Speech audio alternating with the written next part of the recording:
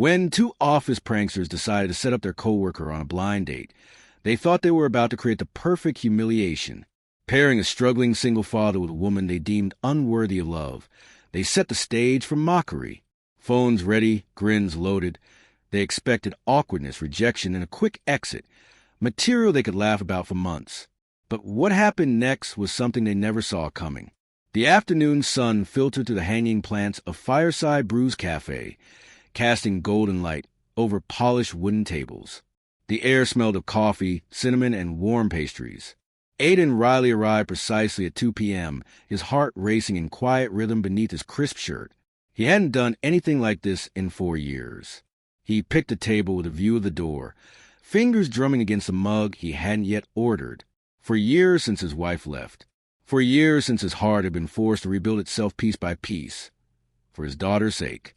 Across the cafe, hidden behind outdated newspapers, sat Jasper Lane and Kyle Patterson, his co-workers. Aiden noticed them but didn't think much of it. Columbus wasn't a big city. Running into familiar faces was normal. At 2:05, the bell above the cafe door chimed. A woman stepped in. Aurora Hayes. Her blonde hair was pulled into a neat bun. She wore a simple dress, the kind you could tell she'd changed 3 times before leaving home. Her eyes searched the cafe, nervous yet hopeful. When she spotted Aiden waving, relief flickered across her face, quickly followed by confusion. "Aiden," she asked softly when she reached the table. "It's nice to finally meet you." Aiden stood, pulling out her chair. "Please sit, and thank you for agreeing to meet me." Up close, he saw the tension in her shoulders, the way her hands trembled as she set her purse down. "I was surprised when I heard you'd asked about me," Aurora said. "We've never really talked before." Something in her tone made Aiden pause. "Asked about you?" he repeated, frowning. Then it hit him. He leaned forward slightly. "Aurora, I need to be honest with you. Jasper and Kyle set this up. They told me they had a friend who might be interested in coffee. I didn't know it was you, though I'm glad it is." He saw the color drain from her face as she glanced toward the corner, where Jasper and Kyle sat with their phones angled just so. "Oh," she whispered, voice cracking. "So this is some kind of joke?" Her eyes glossed with tears. Jasper elbowed Kyle. This was a moment they'd waited for. The humiliation, the reaction, the story they'd tell for weeks. But Aiden didn't feel amusement. He felt anger, hot and sharp. The casual cruelty of it hit him like a punch. He leaned forward, voice steady but filled with conviction. "Aurora, look at me." She met his gaze, blinking back tears. "Those guys are idiots. And I'm sorry they did this to you. But when I agreed to this date, I was terrified. I haven't been on one in years. When you walked in, do you know what I thought?" She shook her head. "I thought," she has kind eyes. "And then, she looks like someone who'd be patient with a guy who has no idea what he's doing." And my third thought was that I really hoped I didn't wear the wrong shirt. A small, tearful laugh escaped her. In the corner, the prankster's smirks faded. Aiden continued softly. "I'm a single father to a 6-year-old daughter named Delilah. 4 years ago, my wife walked out. No fight, no warning, just a note that said she couldn't do this anymore. People made assumptions. Some pitied me. Others thought I must have done something wrong. But I learned something important. The only opinions that matter come from people who actually take the time to know you." Aurora's expression softened, her tears dry into quiet understanding. "I'm sorry about your wife," she said. "Thank you," Aiden replied. "And I'm sorry for what happened today. But we're already here. We both took time out of our Saturday. And honestly, I'd really like to have coffee with you, if you're willing to stay." Aurora hesitated, glancing toward the corner again. Jasper and Kyle were suddenly aware that others in the cafe were watching. Their joke was unraveling. Then Aurora smiled, small but real. "Okay," she said. "I like that." They ordered caramel latte for her, black coffee for him, and a plate of cranberry scones to share. The conversation that followed flowed more naturally than either expected. Aurora came alive when she spoke about her job in accounting. "I love numbers," she explained. "They're predictable, reliable. They always add up, unlike people." "Unlike people," Aiden repeated quietly. I wasn't popular in high school, she admitted. Math was my safe place. Numbers didn't judge me. She smiled shyly. 2 plus 2 always equals 4, no matter how you look. Aiden smiled. For what it's worth, I think you're beautiful. And I think people who judge by appearances miss the best stories. Her eyes welled again, but with warmth this time. Tell me about your daughter, she said softly. Delilah, he said, the word filling him with quiet pride. She's 6. She's everything. Took her to ballet class this morning. She spins the wrong way half the time, but she does it like she's conquering the world. Aurora laughed. She sounds amazing. She is. She calls spaghetti passetti, has tea parties with stuffed animals, and gives everyone rolls. Last week, she told me she wants to be an animal doctor because our neighbor's cat had kittens. Aurora smiled, completely drawn in. Does she know you're here? She asked. Aiden nodded. She made me pinky promise to pick her up and get ice cream after.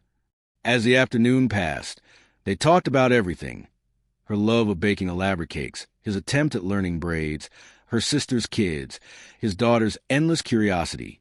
By the time the clock neared 5, the cafe was half empty, sunlight stretching long across the tables. Jasper and Kyle were long gone, their prank having turned into something that would haunt them instead of amuse. Aiden didn't want the moment to end. Aurora, he said, voice tentative, would you want to do this again? Maybe dinner next time? Aurora's smile was radiant. Yes, she said simply. I'd really like that. The following week passed with an energy Aiden hadn't felt in years. Between school drop-offs, late-night spreadsheet reviews, and bedtime stories about dragons, Aurora's messages became the bright thread that tied his days together. She wasn't like anyone he'd ever met. She was careful with her words, thoughtful in her silences, and she laughed with her whole face, as if laughter was something rare she didn't want to waste. Their second date was dinner at a small Italian place downtown. The waiter brought out garlic bread that filled the air with the smell of butter and warmth. Still nervous?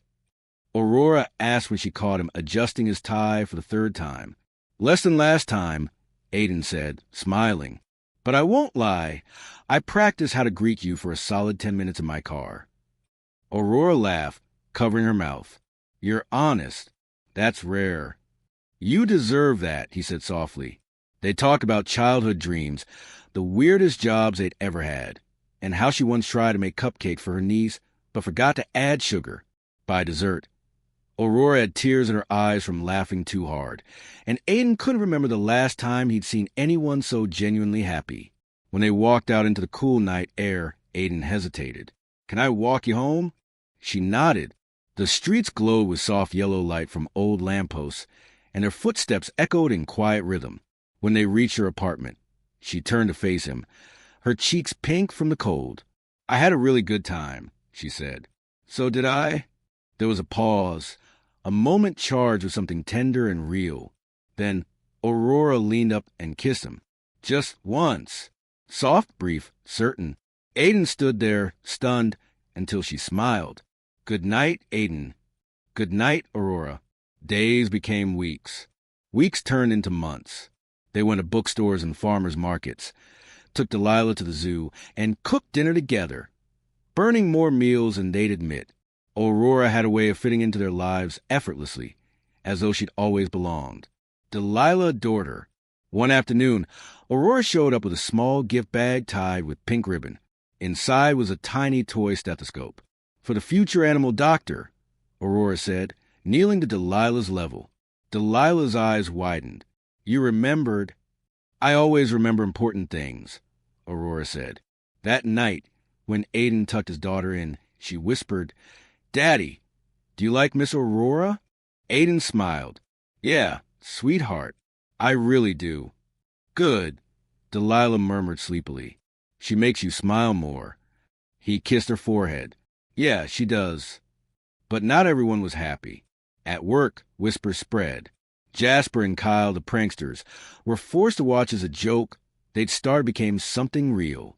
The company's quarterly gala was approaching, and rumors that Aiden planned to bring Aurora as his date. The same men who once laughed behind his back now avoided his gaze. They'd underestimated him, and the woman they mocked. The night of the gala, Aurora arrived in a midnight blue dress that shimmered under the light. Aiden's breath caught when he saw her. "You look—" He hesitated, searching for a word. "Unreal." She smiled shyly. "You don't look too bad yourself." They walked in together, heads turning as they passed. Jasper and Kyle froze at a bar, realizing this was no setup, no pity date. This was love that had grown quietly, beyond their reach. Midway through the evening, the company's CEO, Linda Graves, took the stage.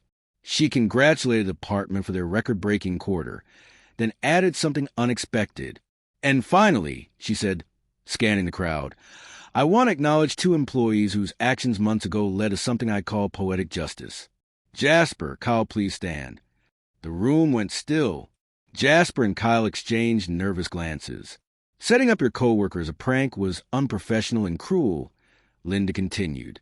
"But the irony is, it gave him something you never could: happiness. Mr. Riley, congratulations on turning a mockery into something meaningful. Aurora, you become part of this family too." The crowd erupted into applause. Aiden took Aurora's hand, his smile quiet but triumphant. Jasper and Kyle sat down red-faced. Later that night, on the balcony overlooking the city, Aiden and Aurora stood side by side. The light stretched endlessly, twinkling like stars. "You didn't have to defend me," Aurora said softly. "I wasn't defending you," Aiden replied. "I was defending us." She looked up at him, eyes glassy under the moonlight. "You really think we're in us now?" He took her hands gently.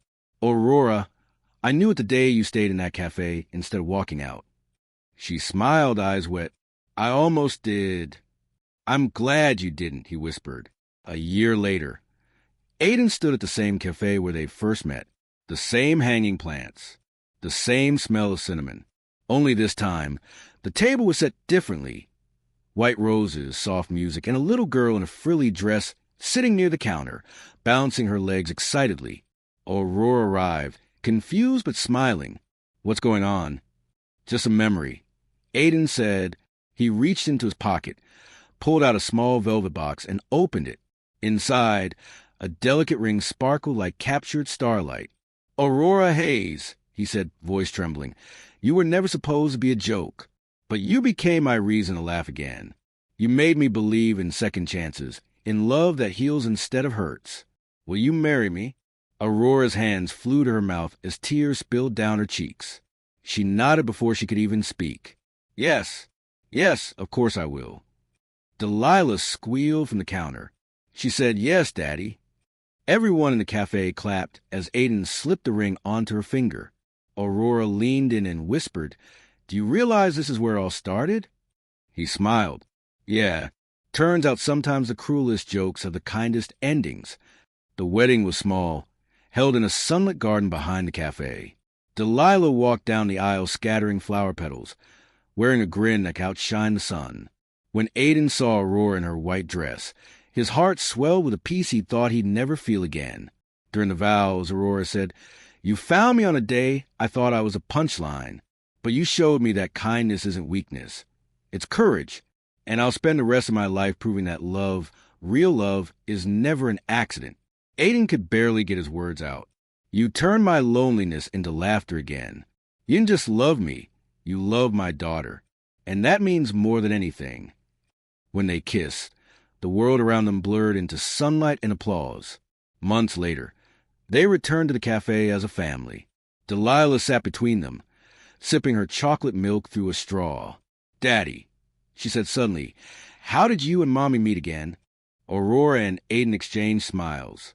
"Well, Aiden said someone tried to make us a joke, but the universe decided we'd be the story instead." Delilah giggled. "That's a good story." Aurora leaned her head on his shoulder. "It's my favorite one." Aiden looked out the window at the golden afternoon light and whispered, almost to himself, "Mine too."